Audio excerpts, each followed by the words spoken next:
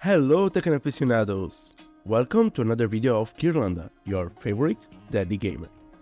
Today, I want to explore with you something that we never discussed before. For once, I don't want to discuss the technical aspect of the game, but I want to focus on Tekken World Tour and how it could increase its popularity. Recently, I was casually watching the League of Legends finals on my phone while I was waiting for the plane to return home from what it was my last Tekken 7 tournament. I competed in the Tekken World Tour for 6 years, and I absolutely love its existence. However, exactly because I love Tekken, I know that TWT has so much potential to be a better league and attract new players. Feeling with the big lead. Is it Majin trying to make another comeback? 2 throw! Majin's in big trouble, but he got the rage.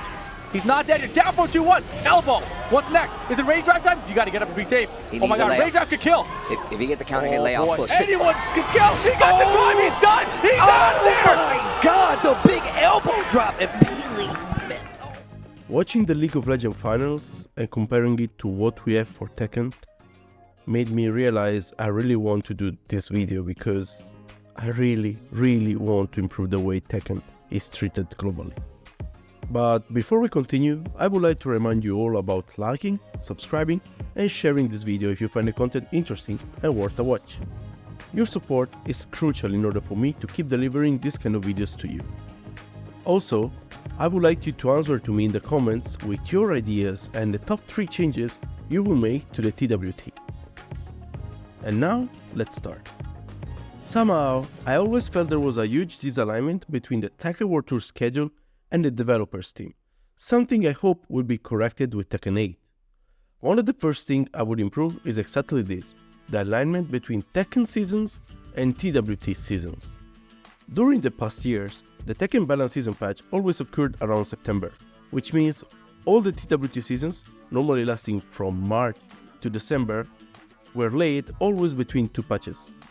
I never found much logic in this, as these changes were often huge. Think about the changes for Katarina, my character, from Season 2 to Season 3, where she went from top tier to bottom tier. Or the Geese total rework on the Deadly Ray and how to use it. Or again, totally new mechanics being introduced or reworked, just like what happened with the wall bounce. A player who did very well for half season might have suddenly his main heavily nerfed and had to change characters on the run without much notice. Normally the patch notes have never been released a lot earlier than the patch itself. It will make much more sense if TWT seasons and balance patch seasons, considering balance patch are meant to have impact on the competitive side of the game, will be synchronized. Of course, emergency patches to correct something too broken like Season 2 Lars 12 frame Punisher or the Leroy whole introduction are welcome. But the meta of the game should be pretty stable over a full season. Another major factor are DLC characters being introduced during mid-season, but I honestly believe these ones are totally fine as long as there is something like a 30 days ban of them from entering competitions, just to be sure people will have the proper time to study both how to use them and how to defend against them. So yes, the first thing I would do is synchronize balance patches and TWT seasons. Let's talk about something more marketing related now. If there is anything this League of Legends World Finals showed me is how cool it is to have a customized arena and customized skins for the World Champions. I would really like if for TWT, Tekken 8 would be able to have multiple stages and not only the classic arena, customizable on the background, with the name of the tournament somewhere there. I was thinking it would be extremely cool even to have customized life bars from tourney to tourney, at least for the master events. Having the EVO, Combo Breaker, CEO or other tournaments logo showing on the HP bar or during the loading screen of the matches as a customizable object available to everyone would help so much also to make these events more marketable and known to the less competitive public. As for the skins, it would be really cool to get customized esports team custom made in cooperation with the world champions. something accessible to everyone as a DLC, as a preset for a character, and so tournament viable for the future.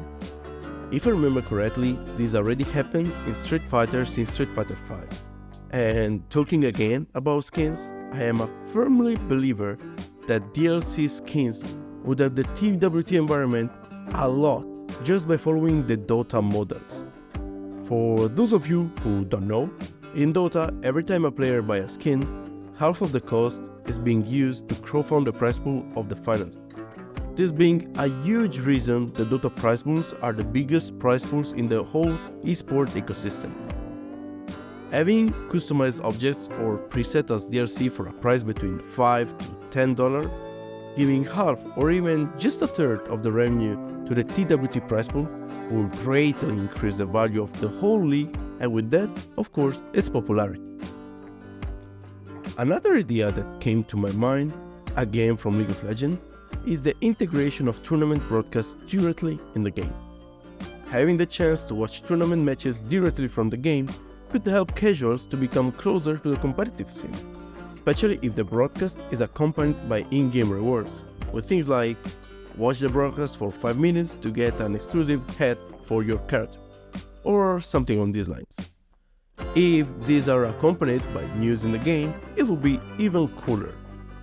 And one last idea I have, which is a sort of dream on my side, will be having pro players like me being able to produce directly tutorial in-game available to everyone. It would be very cool if Namco contacted pro players and asked them to make videos about the game, small, fast guides about characters, and put them directly available in the tutorial section for everyone. This will help pro players get in major spotlight, as well as simplify the learning curve for newcomers by having someone human explaining some tactics, and not only a written tutorial. This is, again, a dream of mine, as I really love teaching, as you might have understood by now by the videos I keep publishing lately, and I really hope one day I will be able to do something like that for the game. So guys, we almost reached the end of this video. These were some ideas I had in order to have a healthier and more popular competitive scenes for Tekken 8. Let me know in the comments about your ideas and suggestions, as I would really like to see what is in your mind. I hope you really enjoyed this video, and once again, if you did, I'd like to ask you to subscribe, like and share the video. Remember also, if you would like coaching sessions, feel free to book a session with me on metafy.gg at Ghirlanda. Until next time, keep fighting.